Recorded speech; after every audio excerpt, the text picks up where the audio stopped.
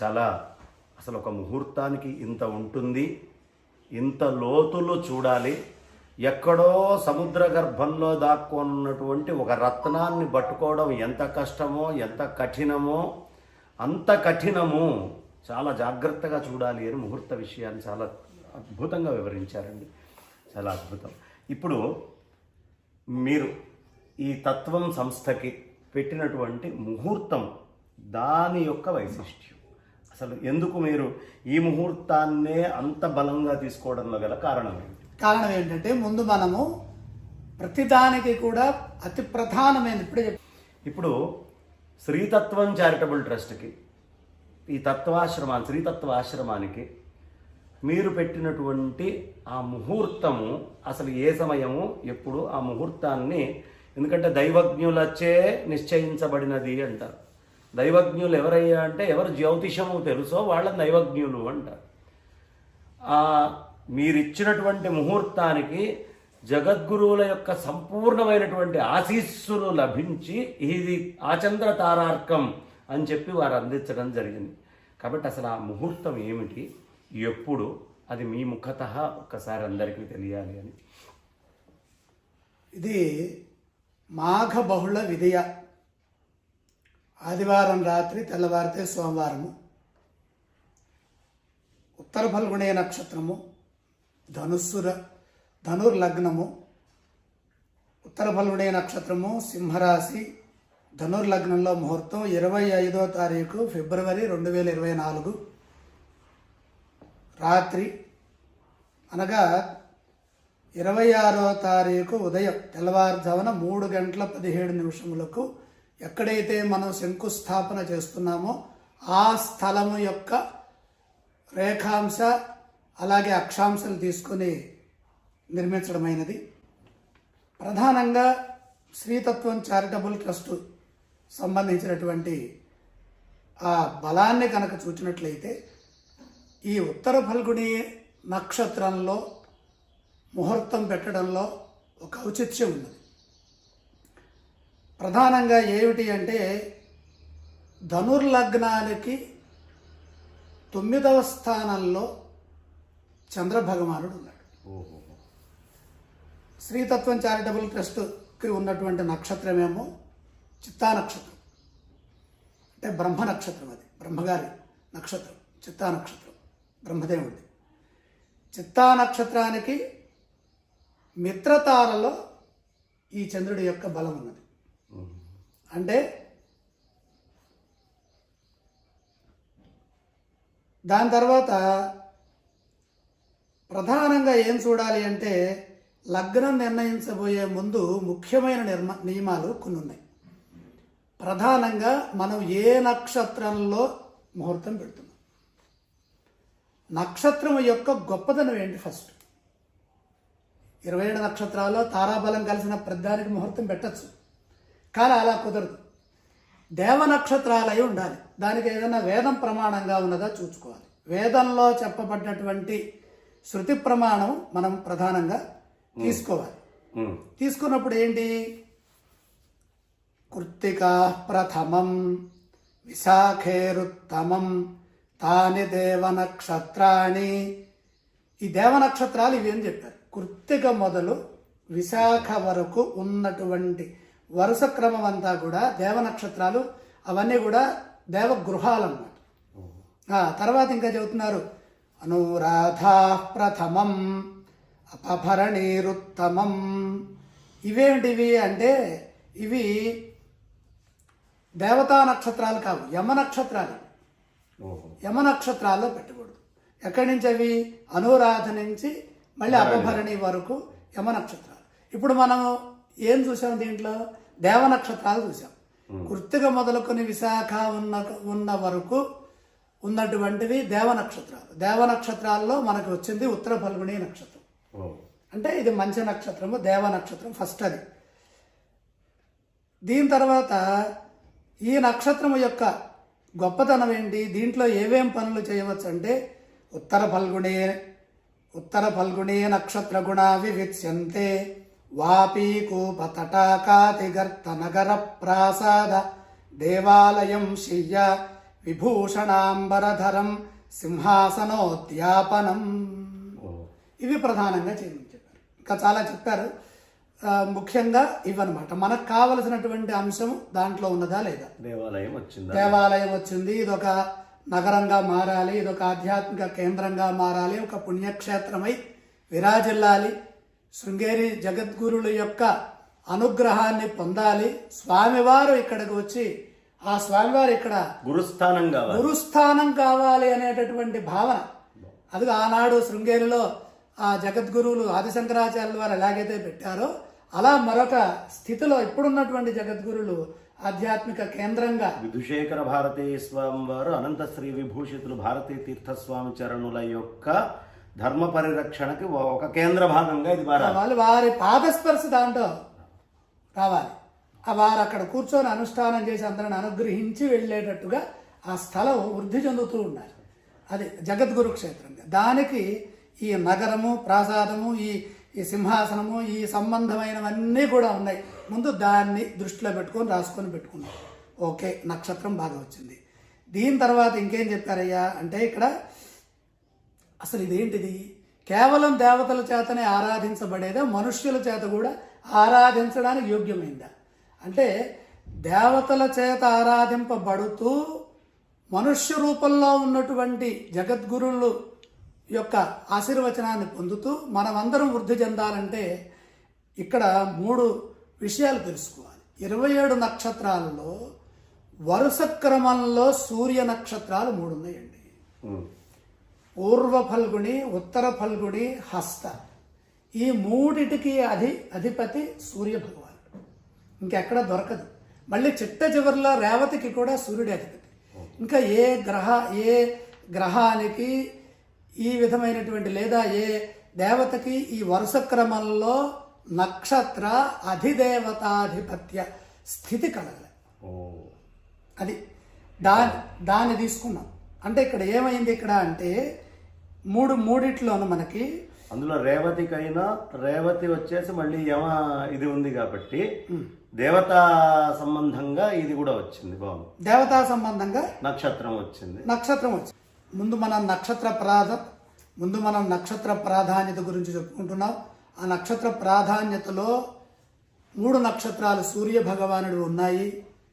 ఈ సూర్యనారాయణమూర్తి యొక్క అనుగ్రహంతోనే సమస్త జీవరాశి నడుస్తూ ఉంటుంది. అందులో భగార్యమర విత్వష్ట్రాశుగాఖ్యా క్రమాత్ పూర్వ ఫల్గుణ్యా భగ సూర్య విశేష. పూర్వ ఫల్గునికి భగ అని పేరుతో ఉన్నటువంటి సూర్య విశేషం నామం. అది సూర్యుడి యొక్క నక్షత్రం. ఉత్తర ఫల్గుణ్యా అర్యమా అయమపి ద్వాదశాదిత్యాన్యతమ. అర్యమ అనేటటువంటి ద్వాదశాదిత్యంలో ఉన్నటువంటి అన్యతమమైనటువంటి పేరది. తర్వాత హస్తస్య రవి. హస్తా నక్షత్రమేమో దేవగణంలో ఉంది. హస్తా నక్షత్రంలో ఈ కార్యక్రమాలు చేయకూడదు. చేస్తే అది పరహస్తం అవుతుంది అనేటటువంటి ఒక నానుడు లోకంలో ఉన్నది. అంటే పెద్ద వాళ్ళు వచ్చి దాన్ని కొల్లగొడతారు. అక్కడ జరిగింది అదే విద్యారణ్యంలో. అక్కడ విజయనగర సామ్రాజ్యంలో అది చాలా గొప్పది. ఐశ్వర్యము నిరంతరం అక్కడ కురుస్తోంది. రోడ్డు మీద వజ్రాలు పోసి అమ్మేటటువంటి స్థాయిలో లక్ష్మీ కటాక్షం ఉన్నదని అందరూ దాని మీద దృష్టి పెట్టారు. దాన్ని పరిరక్షించడానికి కావలసినటువంటి ఇంద్రాధిపత్యం కలిగినటువంటి బలము అక్కడ ఆ తర్వాత రాజుల్లో అనుష్ఠానం. దీనికి ఒక చిన్న విషయం ఉందండి. విద్యారణ్యుల వారు పెట్టినటువంటి ముహూర్తం 3000 సంవత్సరాలు. కానీ అంతకంటే ముందే శంఖం ఊదడం వల్ల కొంచెం మార్పు జరిగి 300 సంవత్సరాల తర్వాత ఈ ముహూర్తం యొక్క బలం పోయింది. వాటన్నిటికీ అవన్నీ సమన్వయము. అసలు దానికి ఏంటంటే విపరీతమైన ఐశ్వర్య ప్రభతో కూడినటువంటి ముహూర్తం అది. అంటే భగహ అంటే ఐశ్వర్యము అని అర్థం. ఈ భగ శబ్దం ఎక్కడైతే వస్తుందో అక్కడ సూర్య భగవానుడి యొక్క అనుగ్రహం ఉంటుంది. అందులో 2 మానవ గణాలు, ఒకటి దేవగణం. హస్తా నక్షత్రమేమో దేవగణము, ఈ పూర్వ ఫల్గుణి, ఉత్తర ఫల్గుణి మానవ గణం, మానవ జాతి నక్షత్రాలు. మనుష్యులకు చాలా ఉపయుక్తమైనటువంటి నక్షత్రాలు, చాలా అద్భుతమైనటువంటి నక్షత్రాలు. ఈ కారణం చేత సూర్యనారాయణమూర్తి యొక్క వరుస క్రమంలో నక్షత్రాధిపత్యం అంటే ఇక్కడ మనకు అర్థమవుతుంది ఏంటి, మధ్య నక్షత్రం ఎందుకు తీసుకున్నాము ఇప్పటికే అర్థమై ఉంటుంది. అధిదేవత ప్రత్యధి దేవత, ఈ అధిదేవతకి కూడా సూర్యుడే అధిష్టానం, ప్రత్యధి దేవతకి సూర్యుడే అధిష్టానం, మధ్యలో ఉన్న ఉత్తర ఫల్గునికి సూర్యుడే అధిష్టానం. అంటే ఇటుపక్క అటుపక్క ఉన్నది. ఇదే ముహూర్తాన్ని అక్కడ నిర్ణయించి ఉండవచ్చు అనేటటువంటి ఊహ కలుగుతుంది నాకు అక్కడ. ఎందుకంటే అన్నాడు కదా అక్కడ భగోహ దాత భగజిత్ ప్రదాత అని చెప్పాడు కదా. గోమదశ్వ వధు పసన్ను దేహ అన్నాడు కదా. గోవులు శ్రేష్టమైనటువంటి అశ్వములు వీటన్నిటినీ ప్రసాదించేది కదా. భగో దేవి ఫల్గుని రావివేశ, అక్కడ అమ్మవారి యొక్క అనుగ్రహం కూడా ఈ నక్షత్రంలో నిక్షిప్తమై ఉన్నదని చెబుతున్నారు కదా. అంతేకాకుండా ఈ దేవగృహాలలో శ్రేష్ఠో దేవానాం భగవో భగాసి, దేవానాం శ్రేష్ఠ భగః అసి, దేవానాం శ్రేష్ఠ, దేవతలలో శ్రేష్టమైనటువంటి నక్షత్రము, దేవ నక్షత్రములలో శ్రేష్టమైనది అన్నారు. మళ్ళీ శ్రేష్ఠ శబ్ద ప్రయోగం జరిగింది వేదంలో. వరశ్రేష్ఠే గొప్పదని, అటువంటి అంటే దేవతలే గొప్పవాళ్ళు, దేవతలలో శ్రేష్ఠ శ్రేష్ఠో దేవానాం భగవో భగాసి. అటువంటి యొక్క గొప్ప నక్షత్రము, ఐశ్వర్య సంబంధమైన నక్షత్రము, సూర్యుడి యొక్క నక్షత్రము, ఇన్ని మహిమలు కలిగినటువంటి నక్షత్రాన్ని మనం ఎంచుకోవడం జరిగింది. ఇది ప్రధానమైన నియమం. ఇక రెండవ నియమం ఏంటి, ఇప్పుడు సూర్యుడికి చంద్రుడికి మధ్య ఉన్నటువంటి నక్షత్ర సంబంధాన్ని చూచాం. ఇప్పుడు ఏం చూస్తున్నాం మనము, తిథి సంబంధాన్ని చూస్తున్నాం. తిథి ఇక్కడ ఏ తిథి తీసుకున్నాము, విధియ తీసుకున్నాం, బహుళ విధియ. ఏమండి బహుళ విధి ఎందుకు, మరి పూర్ణిమ తీసుకోవచ్చు కదా, లేదంటే చతుర్దశి తీసుకోవచ్చు కదా, ఇంకా మంచిది కదా అని అంటే అలా తీసుకోవడానికి నియమాలు లేవు. లోతుకి వెళితే ఏం చెప్పాడయ్యా అంటే స్రష్టా బ్రహ్మా ద్వితీయాయా, బ్రహ్మదేవుడి యొక్క తిథి విధియ. అంటే విధియకు అధిష్టాన దైవం బ్రహ్మదేవుడు. అక్కడ ఏం చెబుతోంది అంటే వహ్ని స్రష్టృ హిమాద్రిజ గణపతి సర్ప కుమారో రవి. ఈ విధంగా తిథి యొక్క అధిష్టాన దైవాలని శాస్త్రం చెబుతుంటే వహ్ని స్రష్టృ, మొదటి తిథికి ప్రథమకి అగ్నిహోత్రుడు కాబట్టి అది అగ్నిదగ్ధం అవుతుంది కనుక ప్రథమ వద్దన్నారు. కాబట్టి రెండవది సృష్టికర్త అయినటువంటి చతుర్ముఖ బ్రహ్మగారి యొక్క నక్షత్రం కాబట్టి స్రష్ట బ్రహ్మ. కాబట్టి ఇది కూడా ఏంటి, అనేక కార్యక్రమాలు ఇక్కడ నుండి ఉద్దీపనం కావాలి, ఉద్భవం చెందాలి, జ్ఞానోద్భవం కావాలి, ఆధ్యాత్మిక వాకుకు సంబంధించినటువంటి వేద ప్రసారం, ఇవన్నీ కూడా ఇక్కడ కొత్తగా మళ్ళీ పునః ఉద్దీపనం కావాలి. కాబట్టి ఇక్కడ బ్రహ్మని తీసుకున్నాం. ఆ కారణం చేత ఇది మనకి ద్వితీయ చాలా గొప్పదని మనకి అర్థమవుతుంది. ఇప్పటికి మనం తిథి అయిపోయింది, నక్షత్రం అయిపోయింది, తిథి అధిష్టాన దైవం అయింది, నక్షత్ర అధిష్టాన దైవం అయింది. ఈ నక్షత్రానికి దశానాథుడు సూర్య భగవానుడు. అంటే మళ్ళీ అక్కడ కూడా చూడండి, ఉత్తర ఫల్గునికి అధిష్టాన దైవం సూర్యుడు, ఉత్తర ఫల్గునికి దశానాథుడు సూర్యనారాయణమూర్తి. మళ్ళీ ఈ నక్షత్రం ఎక్కడుందండి, సింహరాశిలో ఉంది. మళ్ళీ ఆ సింహానికి సింహస్యాధిపతి సూర్య, మళ్ళీ అక్కడ కూడా సూర్యనారాయణమూర్తి యొక్క అనుగ్రహం ఉంది. మళ్ళీ ఆయన ఏం చేస్తున్నారు, మరి కుంభరాశిలో ఉండి ఈ నక్షత్రంలో ఉన్నటువంటి చంద్రుణ్ణి వీక్షిస్తున్నారు. అంటే పరిపూర్ణమైన సూర్య కిరణాలు, అంటే ఆ సూర్య మయూఖాలు చంద్రబింబం పైన పడుతున్నాయి. చంద్రుడి యొక్క ప్రకాశం చాలా ఉన్నతంగా ఉన్నది, అంటే ఆత్మరక్ష బాగా ఉన్నది అని ఇక్కడ మనకి అర్థమవుతుంది. ఉత్తర రక్త వర్ణ, మరి ఆ నక్షత్ర వర్ణం ఎలా ఉంది, సూర్యవర్ణం ఉంది, మిగతావి లేవట్లా. అంటే చూడండి విశేషాలు, పద్మరాగమణుల వర్ణంలో ఉంటుంది ఆ విధంగా. తర్వాత ద్వితార, అది ఏకతార అనుకుంటే కాదు, 2 తారలతో ఉన్నటువంటి నక్షత్రం.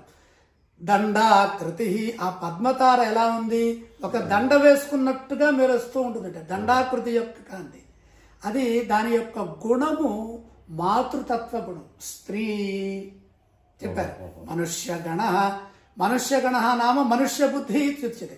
మనుష్య బుద్ధి అక్కడ మానవులుగా ఆలోచిస్తారు. అక్కడ మానవులకి ఏం కావాలని.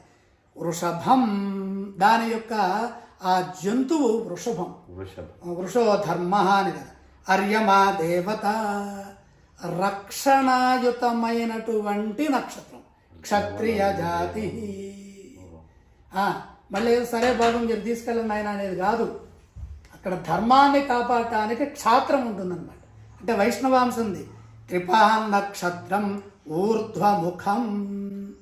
ఊర్ధ్వముఖంలో కనుక మనము శంకు యొక్క స్థాపన, ఈ శంకునే చాలామంది శంఖు అంటుంటారు. శంఖు అంటే ఊదేది, శంకు అంటే కోణాకృతిలో ఉన్నటువంటి దారు కట్టె, శిల, దారు లేదా శిల.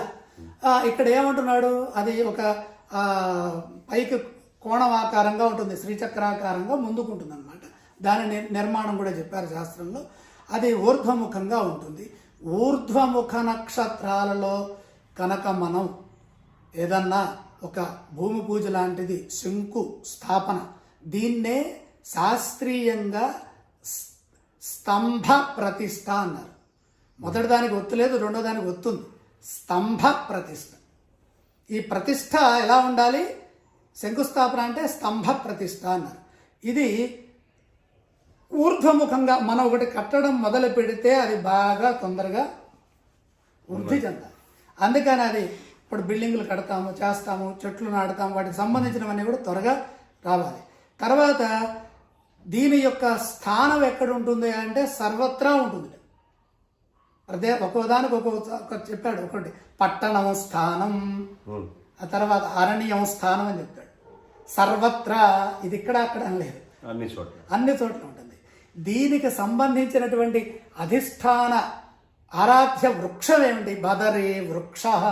బదరీనారాయణ వేదవ్యాసుడు వారు బదరీ వృక్షం, బదరికా సంబంధం. తర్వాత ఇంకేం చెప్పారే? పక్షి దీర్ఘనాసి. ఈ హంస జాతికి సంబంధించినటువంటి ఇక్కడ మనకి కనపడే దాంట్లో దీర్ఘనాసి ఉన్నటువంటి కొంగ జాతి ఇవన్నీ కూడా వస్తాయి. ఇవన్నీ అంటే అక్కడ దూరం నుంచి గ్రహిస్తుంది అనమాట. హంస జాతిలో అదనమాట. అట్లా ఏకాక్షర స్వర ఓంకార. ఈ నక్షత్రం యొక్క అక్షర స్వరూపం, శబ్దస్వరూపం ఓంకారం. అస్మిన్ నక్షత్రే ప్రథమే బృహస్పతిర్జాత. దేవగురువైన బృహస్పతి పుట్టారు. అయ్యా ఈ ఉత్తర ఫల్గుణే నక్షత్రానికి సంబంధించినటువంటిది ఇది. వేదం మరొకటి చెప్పింది, బృహస్పతి ప్రథమన్ జాయమాన. అదితి నక్షత్రంలో బృహస్పతి జన్మించారయ్యా అనేది వేదంలో ఉన్నటువంటి వాక్యం. ఇది పార్వతీకి పరమేశ్వరుడు చెబుతున్నటువంటి నక్షత్ర చూడమని గ్రంథం రీత్యా ఇలా చెప్పారు. ఏదేమైనప్పటికీ ఈ నక్షత్రానికి ఇది దక్షిణ పశ్చిమే బలహ. ఇది ఎక్కడ బలమయ్యా అంటే దక్షిణ దిక్కు, పశ్చిమ దిక్కు. మనం కట్టినటువంటి ఆవాసంలో ఆ స్థానములు. దక్షిణతో బ్రహ్మ భవతి. దక్షిణంలో ఎవరు కూర్చుంటారు? గురువుగారు కూర్చుంటారు, బ్రహ్మ కూర్చుంటారు. అక్కడ పశ్చిమంలో కూర్చొని తూర్పు చూస్తుంటారు. ఇక్కడ కనుక వీళ్ళు కూర్చుంటే ఇదయ్యా దీనికి ఉన్నటువంటి యొక్క ఇది అర్యమా దేవత. పద్మాకృతి కలిగినటువంటి పద్మాకారం, ద్విభుజం, రెండు భుజాలతో ఉన్నటువంటి స్వామి యొక్క స్వరూపం ఇది. ఈ విధంగా చెప్పి దీంట్లో కార్యక్రమం చేసిన అస్య నక్షత్రస్య గుణా. దీంట్లో జన్మించేటటువంటి లక్షణాలు ఎలా ఉంటాయి? అభిమాని, అభిమానంతో ఉంటుంది. ఫలమంతా కూడా దేహి అనేది ఉండదు. వాళ్ళే వచ్చి మనకి అన్ని సహాయాలు చేసేటటువంటి స్థాయి అవే వస్తాయి. సర్వ కార్య సమర్థ ధర్మగుణ ప్రధాన. ధర్మమే చేసిన వాడికి, చేస్తున్న వాడికి, చూస్తున్న వాడికి అందరికి కుశల. మరి కుశల విశేష ప్రతిభ, ప్రతిభావంత, ప్రతిభావాన్. మనిషి పుడితేనేమో వాన్ వేసుకోవాలి. ధర్మవాన్ ఇలా చెప్పారు. ఇంకేం చెప్పారు? శుభగో విద్యా తథనో భోగి సుఖభాక్ ద్వితీయ ఫల్గుణ్యాం. పూర్వ ఫల్గుణి అంటే ముందు రెండు యొక్క ఫల్గుణి నక్షత్రములు. మంచం కోళ్ళు 4 మంచానికి 4 కోళ్ళలాగా ఉంటాయి. ఇవి వెనక కోళ్ళేమో ఉత్తర ఫల్గుణి. ఉత్తర ఫల్గుణి చేసిన తర్వాత ఫలాన్ని ఇస్తుంది. పూర్వ ఫల్గుణి పని కాకుండానే ముందు ఇస్తుంది. కాబట్టి పని కాకుండా ముందు ఇది ఫలితాన్ని ఇస్తోంది. కాబట్టి దీంతో ఆధ్యాత్మిక చింతన తప్ప కార్యములు ఏమి చేయకండి అన్నారు ఋషులు పూర్వ ఫల్గుణిలో అయితే. ఎందుకంటే నువ్వు అనుకోవడంతోనే ఫలం వచ్చేసి నీకు చేయాల్సిన అవసరం లేదు. ఉత్తర ఫల్గుణిలో పని చేస్తే ఉత్తర అంటే తర్వాత, పిదప పైన అంటే దాని తర్వాత ఫలితం. అసలు ఉత్తర అంటేనే తరింపజేస్తుంది దీంట్లో. అటువంటిది అర్జునుడు కూడా దీంట్లో పుట్టాడని కూడా శాస్త్రాలు చెబుతున్నాయి. ఈ విధమైనటువంటి దీంట్లో ఇక్కడికి అయిన తర్వాత ఇక నక్షత్ర విభాగాన్ని చూడాలి. ఈ నక్షత్ర విభాగం మూడవది. ఏమిటది అంటే అధ నక్షత్రాణం క్షిప్ర దారుణ మృదు దుష్ట ఉగ్ర రోగ సాధారణ చర సంజ్ఞామాహ. ఇవి మొత్తం 7 రకాలు. ఈ 7 రకాల్లో ఏం చెబుతున్నాడు? క్షిప్రందస్ర వీజ్యమాసుర శివ జ్యేష్ఠోరగం దారుణం. ఇవన్నీ దారుణ నక్షత్రాలు. చిత్రాంతేందుభ మైత్రభం మృదు భవేత్ బ్రాహ్మ్యోత్తరాభం స్థిరం. మృదు నక్షత్రాలు చెప్పారు. చిత్రాంతేందుభ మైత్రభం మృదు భవేత్ అవి మృదు నక్షత్రాలు. మనకి మృదు కూడా వద్దు, స్థిరంగా ఉండాలి. బంగారయ్య శర్మ గారు చెప్పినది ఏమిటి అంటే 6 నెలల క్రితము నాకు ఇది చేస్తే స్థిరంగా ఉండాలి, అక్కడ ధర్మపాలన జరగాలి, ఆధ్యాత్మికత వేదము ఇవన్నీ పుణ్యము వృద్ధి చెందాలి. అదిగో విజయనగర సామ్రాజ్య ముహూర్తానికి తక్కువ లేకుండా ఉండాలి, అంతకంటే ఎక్కువే ఉండాలి.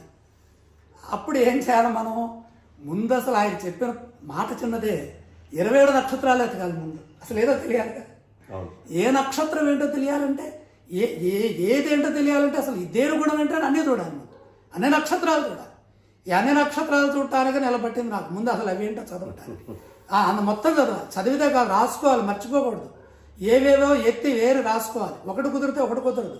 ఇటు దేవ నక్షత్రాలు గురిస్తే అక్కడ సూర్యబలం ఉండదు, సూర్యబలం ఉన్నదంటే తిథి ఉండదు.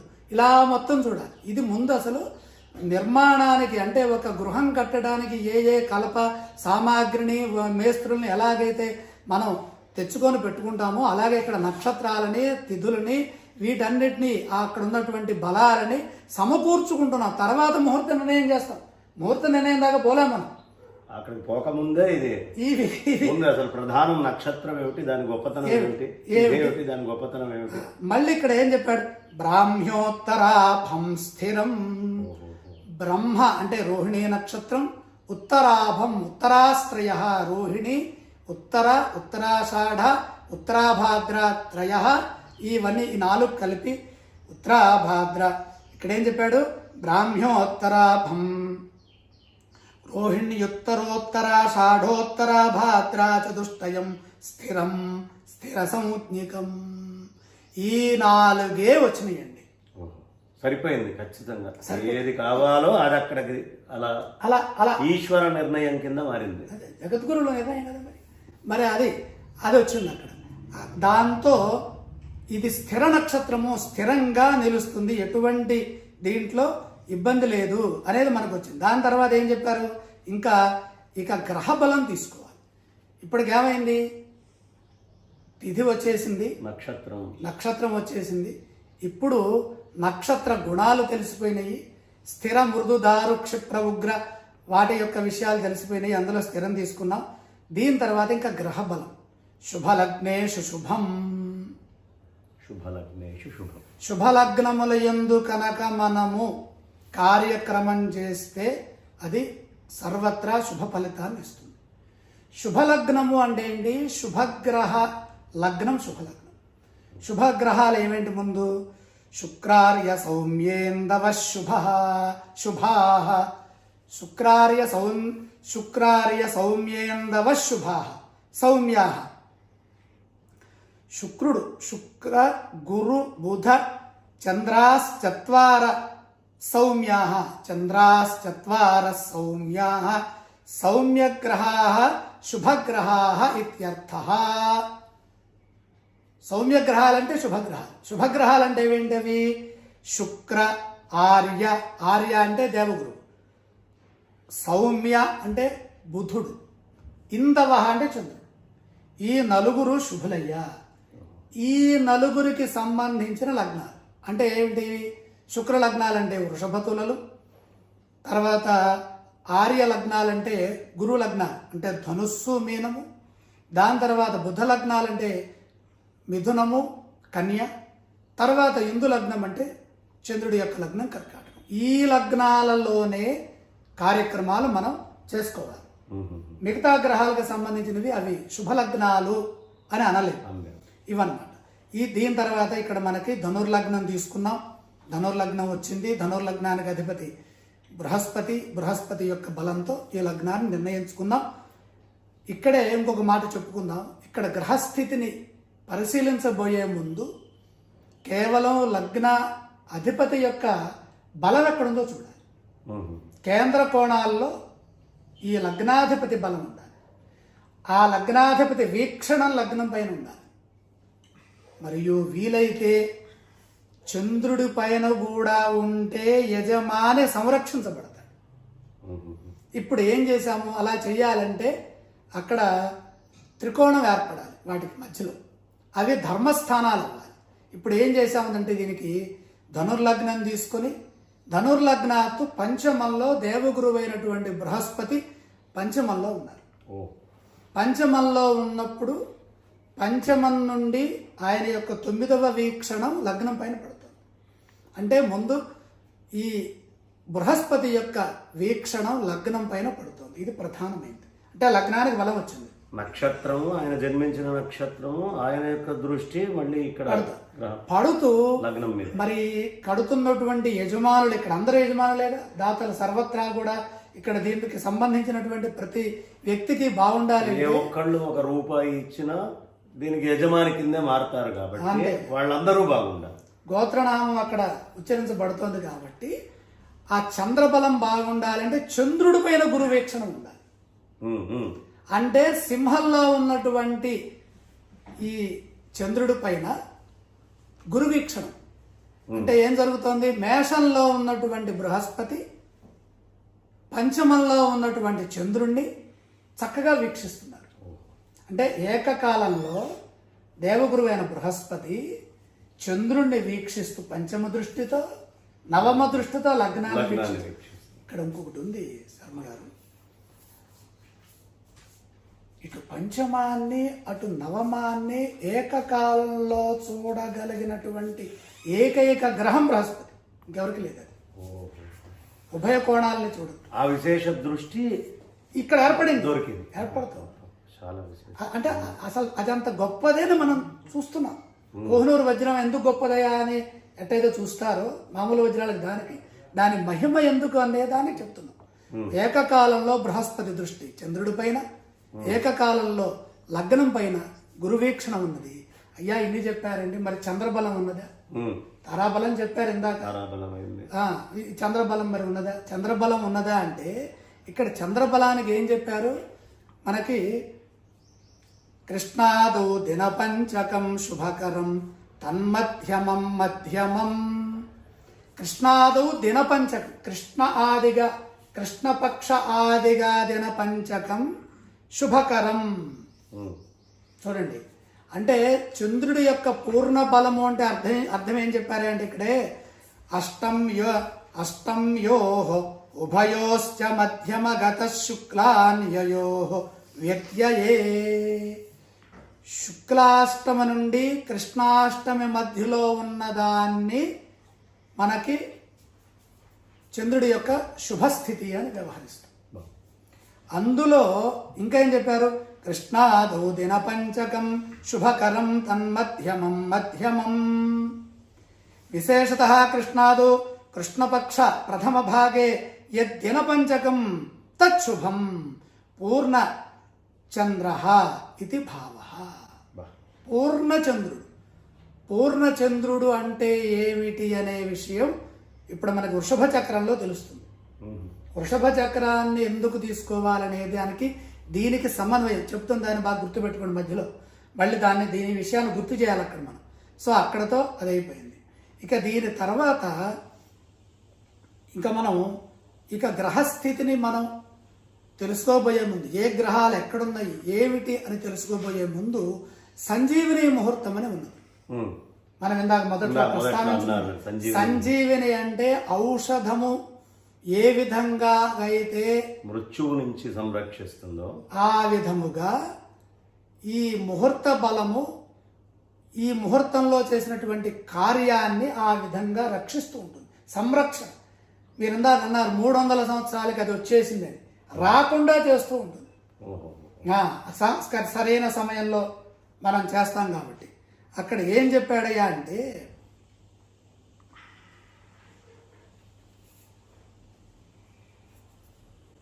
రాశీకృత్య దినార్క దిగ్వసు జలేష్వేకైక సంఖ్యాక్రమాత్ క్షిప్త్వా ప్రాక్ ధృతమేవ తం ప్రవిభజేతు అంకైశ్చ సర్వం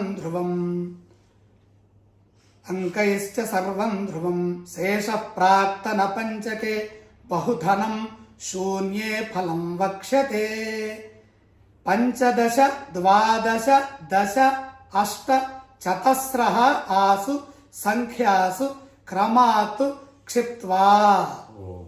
15 కలపాలి, 12 కలపాలి, ఒకసారి 15 కలపాలి ఒక ప్రతిలో 12 12 కలపాలి, ఇంకొక ప్రతిలో 10 కలపాలి, ఇంకొక ప్రతిలో 8 కలపాలి, దాని తర్వాత 4 కలపాలి. ఇవన్నీ కలిపిన తర్వాత ఏవి రాకూడదు? సంఖ్య 5 రాకూడదు. 5 అనే సంఖ్య దాన్ని మనం కనుక రహితం చేస్తే పంచకం అనేది 5 సంఖ్య రావద్దు. 5 వస్తే ఏమవుతుంది? వ్యాధ్యగ్ని క్షితిపాల చోర మృతితో భీతిశ్చ శూన్యే క్రమాత్. ఏం రాకూడదు? వ్యాధి రాకూడదు. మొదటి దాంట్లో వస్తే వ్యాధి, రెండో దాంట్లో వస్తే అగ్ని, 3 వస్తే క్షితిపాల అంటే రాజు, 4 వస్తే చోర, 5 వస్తే మృత్యుభీతి. ఇవి రాకూడదు. ఏతత్ 15 యోజిత ఫలం మృత్యోర్భయం సర్వదా చోరవ్యాధి భయం నిశాస దివసే భూపాగ్ని భీతిర్భవేత్. ఇలా చెప్పిన తర్వాత సంజీవినీయా ఖలు దివ్యౌషధవత్ ప్రాణ సంరక్షణీయా ఖలు అతో విచారణీయేత్యర్థ. దీన్ని మనము ఎలా చేసుకొచ్చాము అంటే, దీన్ని ఇక్కడి నుంచి మనం ఒక్కొక్కటి మనం నిరూపణలోకి వెళ్ళిపోదాం. నిరూపణలోకి వెళితే ఏం చేయాలి? ఫస్ట్ విధియ అంటే 2, సోమవారం అంటే ఆది సోమ 2, ఉత్తర ఫల్గుణి అంటే 12వ నక్షత్రం, నా ధనస్సు లగ్నం 9 అన్నమాట. మొత్తం కూడితే 25. 25ని ముందు పంచకంతో దాన్ని విభాగించాలి. భాగిస్తే 5 సార్లు పోయి 0 వచ్చేసింది. 0 వచ్చిన తర్వాత దీన్ని ఏం చేయాలి? దీన్ని వరుసగా ఇక్కడ ఈ 0 వచ్చిన తర్వాత ఈ చెవులో ఉన్నటువంటి లబ్ధాన్ని తీసుకోవాలి. లబ్ధం ఎంత? 5 వచ్చింది. ఈ 5కి 15 కలపాలి ముందు. 5, 15 ఎంత? 20. ఆ 20ని మళ్ళీ నవభాగం అంటే 9 చేత భాగాలు చేయాలి. చేస్తే ఎంత వచ్చింది? 2 సార్లు పోతే 18. శేషం 2 వచ్చింది. శేషం ఎంత రాకూడదు? 5 రాకూడదు. 5 వస్తే మనకు దోషం. కాబట్టి ఇది మొదటి దాంట్లో మొదటి యొక్క ఈ పంచబాణలో ఒక బాణాన్ని మొదటి బాణాల్లోంచి బయటపడ్డా, అది తగలేదు మనకి. ఇదేంటంటే ఇది మొత్తం కత్తుల్లాగా ఉంటుంది, బాణాల్లాగా, దాంట్లో తప్పించుకొని పోవాలి. తర్వాత రెండోది ఏమొచ్చింది? మనకి మొత్తం కూడా 5 వచ్చినాయి కదా. మనకేమొచ్చింది? మళ్ళీ 5 వచ్చింది. 5కి ఏం కలపాలి? 12 కలపాలి. 12 కలిపితే 17. 17 దాన్ని 9 పోతే ఎంత ఉంది? 8 ఉంది. 8 అంటే ఎంత? మనకి 5 రాలే కాబట్టి అది కూడా తప్పుకుంది. దాని తర్వాత మూడో దాంట్లో 15, 5 + 10 15. 15ని మనం 9 చేస్తే 6 అంటే 5 రాలే ఇక్కడ కూడా. దాని తర్వాత ఈ 5కి ఎన్ని కలపాలి? 8 కలపాలి. 5, 8, 13. 13ని మళ్ళీ 9 చేత భాగిస్తే అక్కడ 4 మిగులుతుంది, అంటే అక్కడ కూడా 5 రాలే మనకి. దాని తర్వాత ఏం చేయాలి? మళ్ళీ 4, చివరి సంఖ్య అంతా 5, 4, 9. 9 అంటే మళ్ళీ 0, అంటే ఎక్కడ 5 అనేది కనిపి 5 అనేది కనపడలేదు కాబట్టి ఇది సంజీవిని ముహూర్తము. ముందు మనం దీంట్లోంచి బయటపడగలగాలి. ఇది తొందరగా మనకి బయటపడటం కష్టం కాబట్టి సాధారణమైన ముహూర్తాలలో వీటిని చూడటం అనేది తగ్గిపోయింది. సంజీవిని ముహూర్తం మనకి ఇంత గొప్ప ఇది కాబట్టి మనం ముందు సంజీవిని ముహూర్తాన్ని మనం నిర్ధారణ చేసుకున్నాము. సంజీవిని ముహూర్తం యొక్క విషయం మనకి చక్కగా పూర్తయింది. అంతే. ఇక్కడ కూడా మళ్ళీ దీన్ని మనం సుస్పష్టంగా వేసుకున్నాము. ఇదే విషయాన్ని ఇక్కడ మనకి శేషం 2 వచ్చింది, అగ్నిబాణం ఏమిటి, రాజబాణం ఏమిటి, చోరబాణం ఏమిటి, మృత్యుబాణం ఏమిటి వేసుకున్నాం. శేషం ఎంత వచ్చి 2 వచ్చి 2, 8, 6, 4, 0. అదే ఇందాక చెప్పుకున్నాం. ఇందాక చెప్పింది అదే. దానికి ఏమి ఎక్కడ పంచక దోషం అనేటటువంటి పంచక దోషం అనేది రాలే.